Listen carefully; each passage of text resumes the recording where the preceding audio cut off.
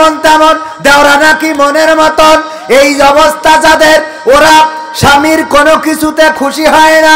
অথচ আমার সাইদুল ভাই বুদ্ধিমান মানুষ, যায় কেনে স্ত্রীর জন্য পছন্দ হয় না, খালি কয় কবির বিন সামাদ দেখো কত সুন্দর, কবির বিন সামাদের পাঞ্জাবিটা সুন্দর, কবির বিন সামাদের ঘরের কালারটা সুন্দর, কবির বিন সামাদের মাদ্রাসাটা সুন্দর। সব পরের তা পছন্দ হয়, নিজেরটা পছন্দ হয় না। এই জন্য হুজুর বুদ্ধি করে একদিন একটা শাড়ি কিনেছে, কুষ্টিয়াতে কিনে নিয়ে যেয়ে টেবিলের পরে রেখেছে। নিজে কিনে নিয়ে যে কোনে রেখেছে? টেবিলের পরে, ডাইনিং টেবিলে। স্ত্রী বলছে, স্ত্রী যেই বলছে তাড়াতাড়ি খাতি দাও দিন, খিদে লেগেছে। তো খাতি দিয়ে স্ত্রীদের কাজ হইলো যে কি নিয়ে আইছে, ওইটা কেন নিয়ে আইছে, কাজ জন্য নিয়ে আইছে, শাড়িটা জানতেই হবে না? কথা কয় না, জানা লাগবে না? লাগবে না, ওকে জানাই লাগবে। ওই বাড়ি কি হচ্ছে ছিদ্র দিয়ে তাকায় থাকবে। হ্যাঁ বাইদেস বাইদেস। ওরে বাবা, ও বউ শুনিয়েছিস? বু কি আল্লাহ তুই শুনিস নি এখন? আল্লাহ মানে এমন ছোট্ট একটা বিষয় এমন ভাবে বলবে, মানে মেলা কিছু হয়ে গেছে। কি হয়েছে? তো ওদের বাড়ি সে সাপ মেরিয়েছে। তো সাপ মেরিয়েছে কি?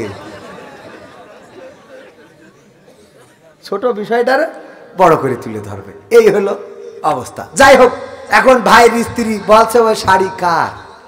তো বলছে দেখো শাড়ি কবির বিন সামাদ কিনেছে ওর বোর জন্য, ওয়াজ করি বাড়ি যাওয়ার সময় নিয়ে যাবে। বলছে দেখো দিন শাড়িটা কত সুন্দর, কত সুন্দর রং, কত সুন্দর কালার, কত সুন্দর সুতো, আর তুমি যা কেন তাকে পরা যায়। আমার সাইদ ভাই বলছে কি করবো কও? কয় তোমার কোনো পছন্দ নেই, তোমার কোনো নজর পছন্দ নেই। তো মনে মনে কাছে পছন্দ নেই বলি তো তোর বিয়ে করেছি, তা না হলে তো পরিমণি ধরে আনতাম। এটা তো সাহস করি বলা যায় না, ঠিক না? সাহস করি কি বলা যায় বলেন? কয় আমি বলে তোমার সংসার করছি, অন্য লোক হলি তালাক দিয়ে চলে যেত। এই কথা একজন বলে বলেও আবার আর একটা বিয়ে করিস, যে দেখি দে আর একটা বউ থাকে কিনা, পরীক্ষা করার জন্য, যে দেখি দে তুমি ছাড়া আরো থাকে কিনা দেখবো।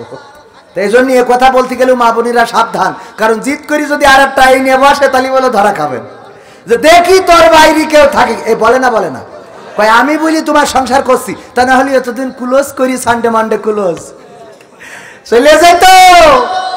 ভাইয়েরা আমার, সাইদ ভাই বলছে আমার কবির ভাই তার স্ত্রীর জন্য কিনেছে। বলছে দেখো শাড়ির কালার কত সুন্দর, রংটা কেমন, পায়টা কত সুন্দর, প্রিন্টটা কত সুন্দর, ডিজাইনটা কত ভালো, আর তুমি যা কেন তা তো পরা যায় না, যায় না রে।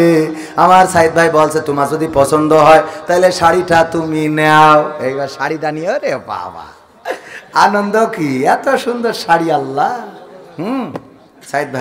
সাইদ ভাই শোয়ার সময় স্ত্রী বলতেছে যে আমার কয়লা ময়না পাখি, তোর কয়লা পাখি না ময়না পাখি, তোমার কি এই শাড়িটা পছন্দ হয়েছে? তা বলছে হয়েছে মানে কি, তুমি সারা জীবন যা কিনে চাও একটাও আমার পছন্দ হয়নি, কারণ তোমার নজর ভালো না। এই যে কবির বিন সামাদ কিনেছে কত সুন্দর, আল্লাহ আল্লাহ তার হায়াতে তাইয়্যিবা দান করুক।